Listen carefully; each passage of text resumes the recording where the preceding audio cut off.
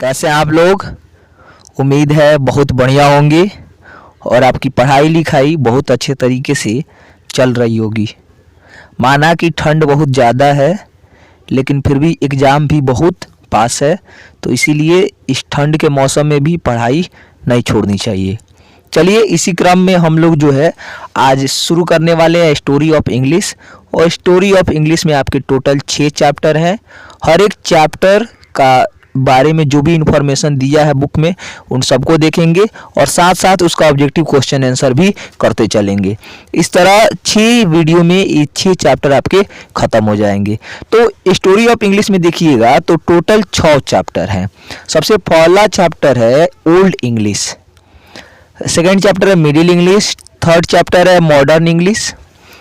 English को जो है 3 टाइप में बांटा गया है, 3 पार्ट में बांटा गया है, ओल्ड इंग्लिश, मिडिल इंग्लिश और मॉडर्न इंग्लिश। इसमें हम लोग देखेंगे कि इंग्लिश कैसे शुरू हुई, फिर उसका कैसे विकास हुआ, उसके बाद इंग्लिश जो है कैसे एक वर्ल्ड लैंग्वेज बन गई, इसको भी देखेंगे। इंग्लिश में जो ड्रामा है, ड्रामाटिस्ट के बारे में देखेंगे और नॉवेल के बारे में देखेंगे। ठीक है, तो आज बात करेंगे हम लोग सबसे पहले ओल्ड इंग्लिश की। चलिए ओल्ड इंग्लिश की बात करें तो सबसे पहले आपको जान लेना चाहिए कि इंग्लिश के पीरियड्स को 3 टाइप में बांटा गया है। Periods of English are divided into 3 parts. कौन कौन सा?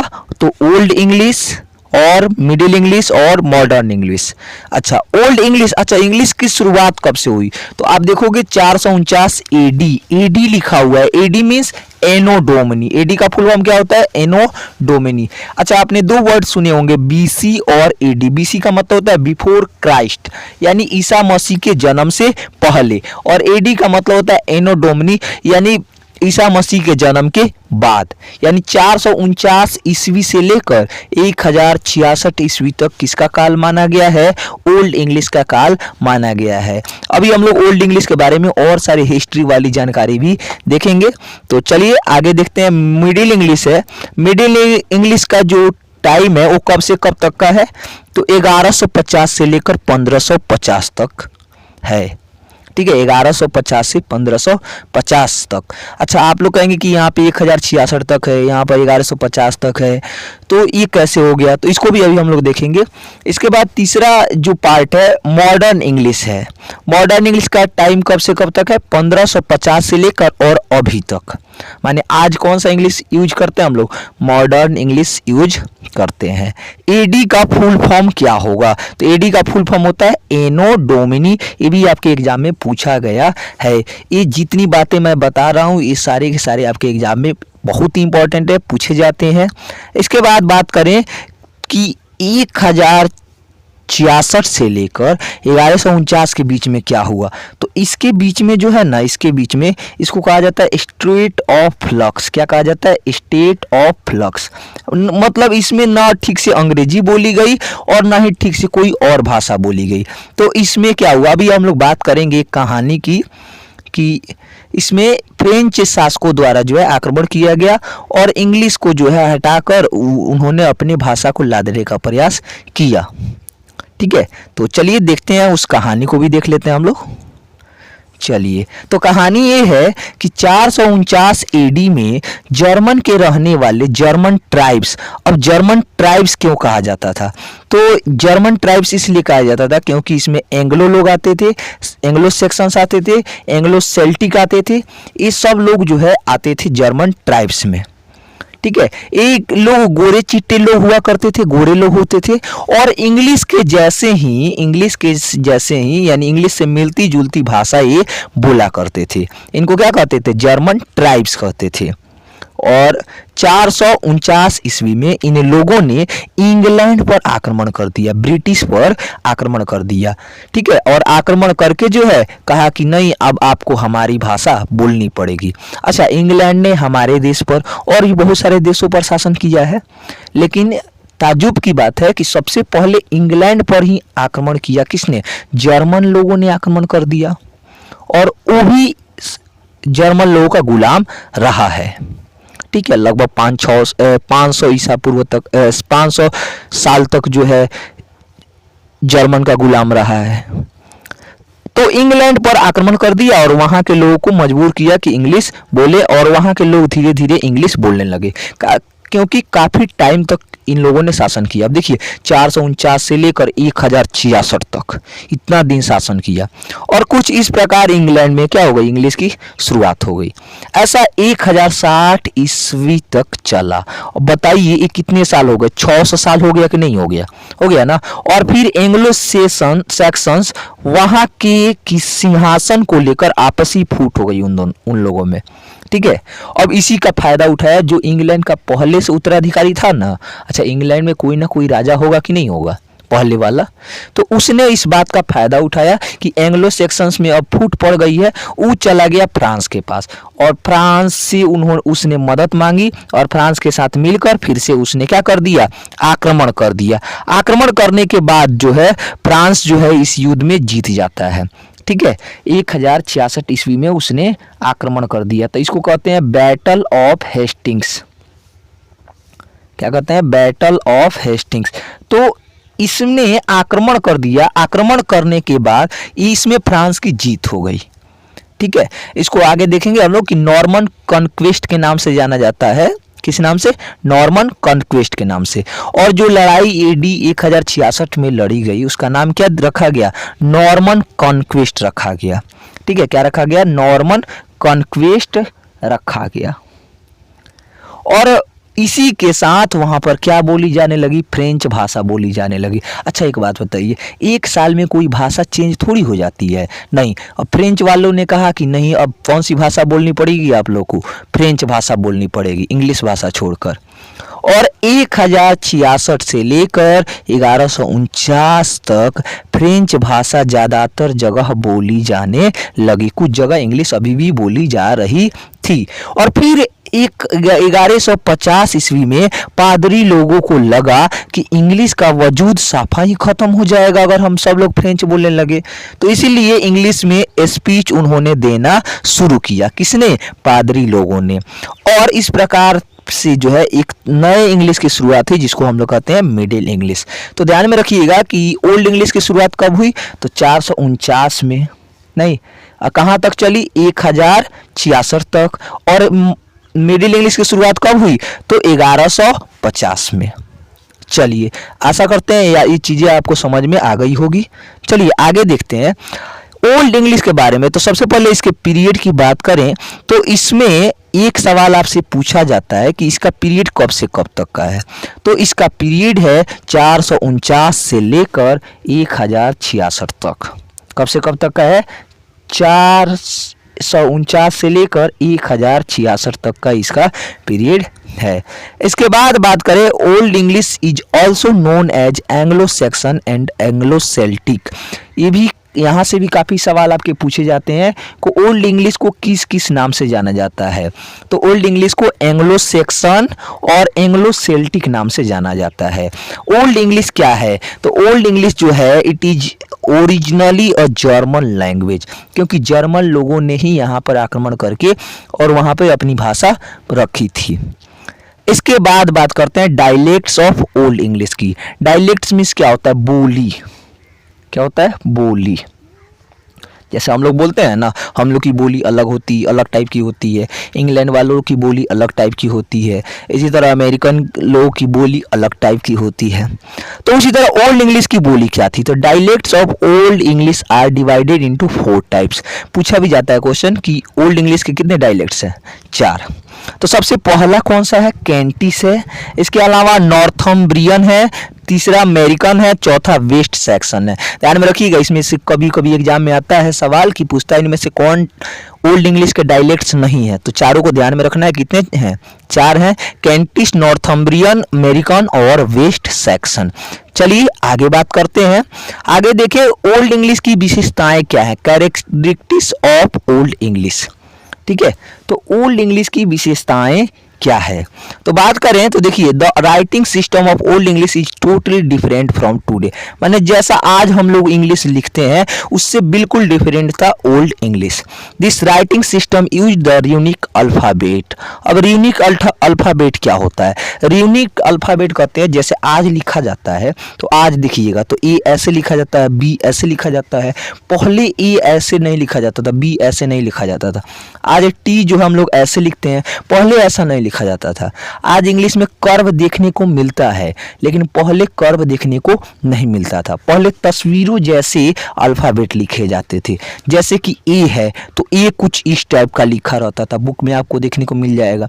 बी जो है, बी इस टाइप का देखने को मिलता है, नहीं ये पूरा जो है ऐसे ऐसे रहता था।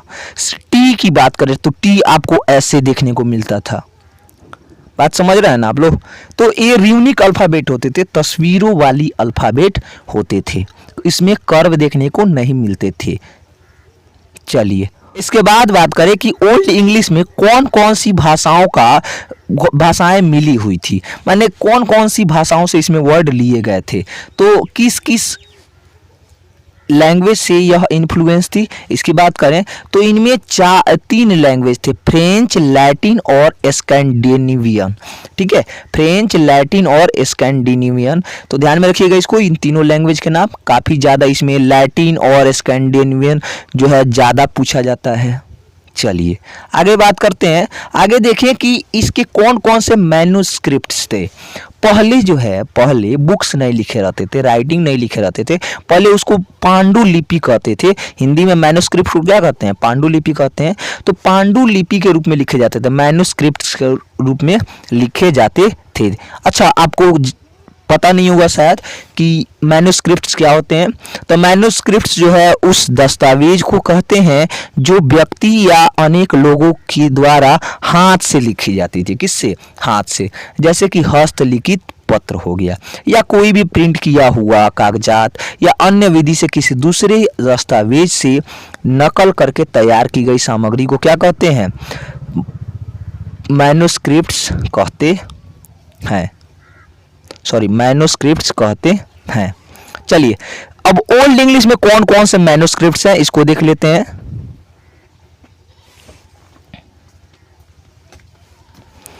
चलिए ओल्ड इंग्लिश में कौन कौन से मैन्युस्क्रिप्ट्स हैं इसको देख लेते हैं। तो ओल्ड इंग्लिश में 4 मैन्युस्क्रिप्ट्स हैं, ध्यान में रखिएगा। The Beowulf, the Junius, the Exeter book, the Vercelli book. इन चारों को जरूर ध्यान में रखिएगा। चलिए आगे बात करें golden period of old English literature, माने ओल्ड इंग्लिश लिटरेचर का गोल्डन पीरियड कब था? तो the period of king Alfred called the gold period of English literature. माने किंग अल्फ्रेड जो थे, अल्फ्रेड के काल को ही क्या कहा जाता है? गोल्डन पीरियड कहा जाता है ओल्ड इंग्लिश लिटरेचर का। क्यों? क्योंकि because he translated Latin words into, यहाँ पे क्या होगा? इनटू होगा वेस्ट सेक्शन। यानी क्या किया उन्होंने कि उन्होंने लैटिन वर्ड्स को वेस्ट सेक्शन में ट्रांसलेट करने का काम किया, इसलिए इसको कहा जाता है golden period of English literature. ध्यान में रखेंगे, किंग अल्फ्रेड के काल को golden period of English literature कहा जाता है। चलिए अब देखते हैं इस पे कुछ इंपॉर्टेंट ऑब्जेक्टिव क्वेश्चन जो आपके बोर्ड एग्जाम में पूछे गए हैं और पूछे जा सकते हैं। चलिए बात करते हैं सबसे पहले क्वेश्चन की। The English language is much younger than. English language जो है किससे किससे यंगर है, माने नया है। तो ऑप्शन ए है लैटिन, बी है ग्रीक, सी है पर्शियन, डी है ऑल द थ्री। तो देखिए तीनों जो है काफी पुरानी लैंग्वेज है, इसलिए सही आंसर होगा ऑल द थ्री। इंग्लिश सबसे नई है। चलिए क्वेश्चन नंबर 2 देखते हैं। The Anglo Saxon invaded England in the. Anglo Saxon जो थे इंग्लैंड कब आए? तो 449 में आए थे ना। कब आए थे? 449 में। तो इसको क्या कहते हैं? 5th सेंचुरी कहते हैं। सही आंसर हो जाएगा ऑप्शन नंबर ए। चलिए बात करते हैं क्वेश्चन नंबर 3 की। The England language of today reflects dash century of political and social developments.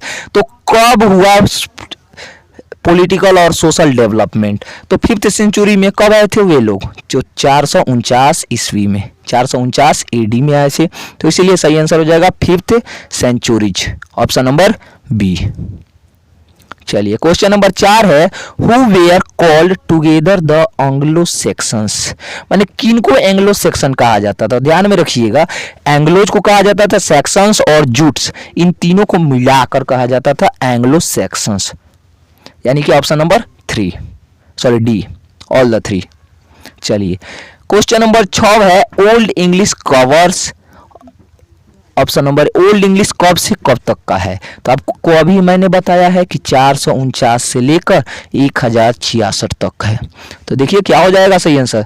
सही आंसर हो जाएगा ऑप्शन नंबर ए, 449 AD से 1066 AD तक। चलिए 7 नंबर क्वेश्चन है, मिडिल इंग्लिश कवर्स। अभी मैंने आपको बताया था कि 1150 से लेकर 1550, कब से कब तक? 1150 से लेकर 1550 तक का काल किसका है? मिडिल इंग्लिश का है। सबसे पहले मैंने आपको यही बताया था। चलिए क्वेश्चन नंबर 8 देखते हैं, English used since AD 1500 till now is called dash English, माने 1500 से लेकर आज तक जो हम लोग इंग्लिश यूज करते हैं उसको क्या कहते हैं? तो उसको मॉडर्न इंग्लिश कहते हैं। चलिए क्वेश्चन नंबर 9 है, the history of English language is just about dash years old, माने जो इंग्लिश का हिस्ट्री है कितने साल का है लगभग? तो ये कितने साल का है? 1500 साल का है। इसलिए सही आंसर हो जाएगा 1500, ऑप्शन नंबर ए। चलिए क्वेश्चन नंबर 10 है, in the old English period the 2 major influences were, माने ओल्ड इंग्लिश के पीरियड में, माने ओल्ड इंग्लिश जो है किससे, किन 2 चीज़ों से जो है ज़्यादा इन्फ्लुएंस थी? लैटिन और फ्रेंच, लैटिन और ग्रीक, और लैटिन और स्कैंडिनेवियन, लैटिन और इंडियन। तो ध्यान में रखिएगा लैटिन एंड स्कैंडिनेवियन होगा, नहीं।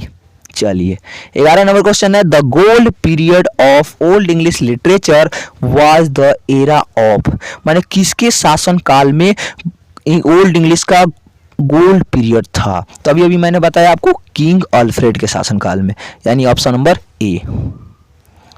चलिए 12 नंबर क्वेश्चन है, about dash Christianity began to spread in England AD 400, AD 500, AD 600, AD 700।